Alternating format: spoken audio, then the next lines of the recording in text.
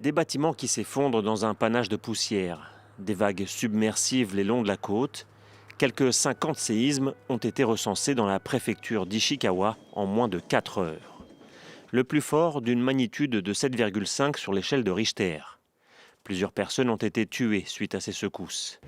Les tremblements de terre ont été ressentis jusqu'à Tokyo, situé à plus de 300 km de là. Des vacanciers séjournant en montagne à Nagano racontent. La neige tombait des toits. Toutes les voitures tremblaient. Donc à ce moment-là, tout le monde était en panique. La chambre entière était en train de trembler. La télévision bougeait. J'ai dû essayer de tout garder sur la table. Je me sentais en sécurité dans ma chambre, mais tout le reste tremblait. Après le déferlement de vagues de plus d'1 mètre de haut, la menace de tsunami a été définitivement écartée. Le gouvernement a tout de même ordonné l'évacuation de près de 100 000 personnes de la côte ouest d'Honshu, l'île principale du Japon. Les dégâts matériels sont nombreux. Plusieurs dizaines de milliers de foyers sont privés d'électricité, des autoroutes fermées et des trains à grande vitesse mis à l'arrêt.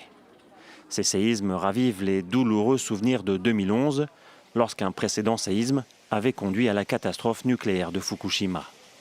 Pour le moment, aucune anomalie n'a été détectée dans les centrales. Mais l'activité sismique au centre du Japon est actuellement intense. Le Premier ministre appelle les habitants à se préparer à d'autres catastrophes.